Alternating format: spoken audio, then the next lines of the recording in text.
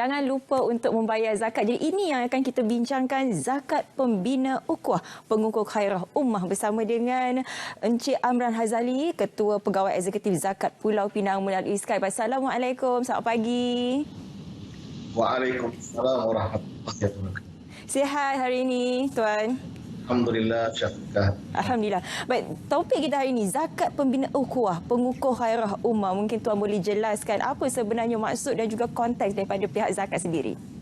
Baik, terima kasih Syafiqah, terima kasih TV1 dan Ramadan Karim kepada semua sidang penonton. Selamat pagi Malaysia.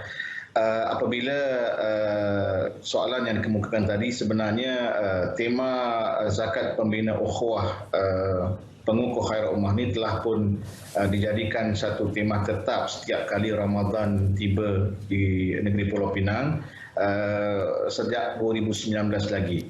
Tema ini dipilih berdasarkan dua potong ayat, ya, ibrah daripada dua potong ayat, iaitu daripada surah Al-Hujurat ayat ke-10, innamal mu'minuna ikhwah, dan juga daripada surah Ali Imran ayat 110, kuntum khairu ummatin ukhrijat linnas. Jadi kenapa kita gabung jalinkan kedua-dua ini? Kerana kita percaya bahawa zakat adalah satu instrumen yang sangat berkesan dalam usaha kita mengurangkan kesenjangan sosioekonomi dalam kalangan umat Islam di Pulau Pinang. Kenapa saya berkata demikian? Kerana yang pertama, apabila zakat itu sebenarnya boleh menjadi satu elemen ataupun satu sebab yang supaya yang kaya itu terus memberikan kasih sayangnya kepada yang kurang bernasib baik. Ini yang kita cuba jalinkan, antara hubungan, mempersaudarakan antara yang kaya dengan yang kurang bernasib baik di negeri Pulau Pinang.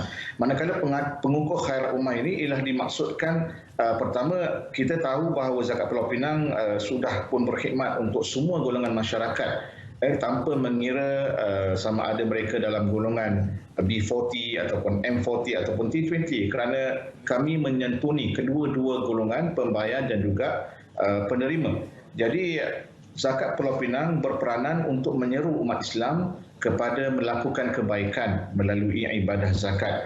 Dan juga kami mengharapkan bahawa dengan cara itu, maka ia juga sebagai satu sokongan kepada satu agenda yang diwar-warkan sejak 2-3 tahun ini tentang gagasan khairah ummah yang akan diwujudkan ataupun diwujudkan di Pulau Pinang menjelang tahun 2030, kerana zakat Pulau Pinang diberi tanggungjawab khas oleh Kerajaan Negeri Pulau Pinang untuk menggerakkan agenda gagasan khairah ummah 2030 ini bagi mempersiapkan umat Islam untuk menguasai beberapa sektor dalam negeri Pulau Pinang, dan kita harapkan insya-Allah dengan peranan zakat ini dapat kita gerakkan dan kita wujudkan masyarakat Islam yang benar-benar khair, benar-benar baik insya-Allah di negeri Pulau Pinang.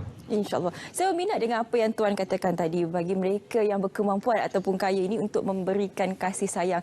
Sekarang ini ramai yang ingin tahu sebenarnya apabila mereka membayar zakat, ke mana hala tuju duit mereka, dan juga mereka yang menerima zakat ini juga mereka nak tahu apa hak mereka, berapa yang mereka dapat, apa yang mereka dapat. Mungkin Tuan juga boleh kongsikan bagaimana prestasi kutipan zakat Pulau Pinang setakat tahun 2021 dan bagaimana agihannya, Tuan.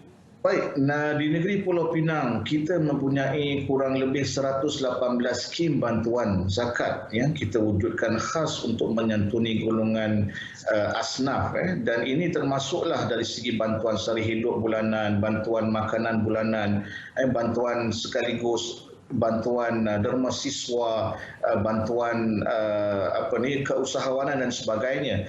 Dan ini semua dipastikan berlaku supaya kita tidak terus menyimpan dana zakat ini terlalu lama. Jadi apabila kita terima zakat daripada pembayar, kita akan pastikan bahawa kita agihkan mengikut syarat dan kelulusan yang telah diberikan oleh Jawatan Kuasa Fatwa. Untuk pengetahuan sidang penonton sekalian, pada tahun 2021, alhamdulillah, zakat Pulau Pinang telah berjaya mengagihkan sebanyak 141.5 juta daripada 147.2 juta kutipan yang dikutip sepanjang tahun lepas. Dan wang-wang ini telah diagihkan berdasarkan kepada hukum yang telah diberikan, iaitu kepada 7 golongan asnaf yang layak diberikan bantuan di negeri Pulau Pinang pastinya. Dan selain daripada itu, kita juga ada bantuan khas COVID-19 yang kita adakan sejak daripada pandemik itu berlaku pada Mac tahun 2020 sehingga kepada hari ini kalau ada lagi yang terjejas akibat daripada pandemik ataupun COVID-19 ini, maka kita mempunyai dana khusus untuk membantu mereka yang menjadi yang terjejas dengan pandemik ataupun dengan virus COVID-19 ini. Kita juga boleh kongsikan apa di antara aktiviti-aktiviti yang telah pun dirancang dan juga sedang dijalankan oleh pihak Zakat Pulau Pinang bersempena dengan Ramadan tahun ini, Tuan? Seperti pada biasa, kalau di Zakat Pulau Pinang, setiap kali tibanya bulan Ramadan, maka ketika itulah kita mengaktifkan semua amil-amil zakat fitrah, dan pada tahun ini kita telah berlantik lebih kurang 1,700 orang amil zakat fitrah melalui lebih daripada 230 pusat kutipan zakat di seluruh negeri Pulau Pinang. Di samping itu dari segi kutipan, dari segi aspek tagihan, sepanjang bulan Ramadan kita mempunyai skim bantuan khas yang dipanggil sebagai Sagu Hati Nur Ramadan yang kita berikan kepada mereka yang menerima bantuan sehari hidup dan juga mereka yang dicalonkan oleh pemimpin-pemimpin masyarakat bagi menerima. Dan untuk tujuan ini, Zakat Pulau Pinang telah membelanjakan ataupun akan membelanjakan pada bulan Ramadan ini sebanyak lebih kurang 4.5 juta ringgit, melibatkan seramai lebih 14,700 orang penerima khusus untuk bantuan Nur Ramadan pada tahun ini, insya-Allah. InsyaAllah. Jadi mungkin ramai juga ingin tanya, walaupun tadi kita dah nampak pun sebenarnya berapa kadarnya, mungkin Tuan boleh kongsikan sekali lagi kadar zakat fitrah di Pulau Pinang untuk tahun ini, Tuan. Baik, di Pulau Pinang, kadar zakat fitrah telah diluluskan oleh Jawatan Kuasa Fatwa Negeri Pulau Pinang menerusi satu mesyuarat khas yang diadakan, dan alhamdulillah pada tahun ini pihak Majlis Agama Islam Negeri Pulau Pinang telah bersetuju untuk menetapkan 3 kadar zakat fitrah, iaitu yang pertama RM7 bagi mereka yang memakan beras jenis super special tempatan 5%, super special tempatan 10%, beras tempatan yang setara dengannya. Itu kadar yang pertama. Kadar yang kedua ialah RM13 untuk mereka yang memakan beras wangi, beras pulut dan yang setara. Dan yang ketiga adalah sebanyak RM20 seorang bagi mereka yang memakan beras yang lebih tinggi nilainya, iaitu seperti beras basmati dan sebagainya. 3 kadar ini ditetapkan berdasarkan kepada kemampuan. Kerana ramai yang bertanya saya, Syafiqah, kenapa Penang ni dia tetapkan 3 kadar, sedangkan ada juga negeri yang ditetapkan 1 kadar atau 2 kadar. Tetapi sebenarnya kalau kita lihat, kebanyakan negeri-negeri di Malaysia pada hari ini sudah menetapkan 3 kadar. Dan 3 kadar ini kita nasihatkan supaya para pembayar bolehlah membayar mengikut kemampuan dan mengikut keadaan ekonomi keluarga masing-masing. Jadi itu memberikan peluang kepada mereka yang mempunyai rezeki yang lebih untuk membayar mengikut kadar yang lebih tinggi seperti RM13 dan RM20, manakala yang biasa bolehlah terus membayar dengan kadar RM7, insya-Allah. Ya, kalau selalu kita kata ukur baju di badan sendiri, ini kita ukurlah beras apa kita makan, kita tengoklah macam mana nak bayar zakat ini nanti.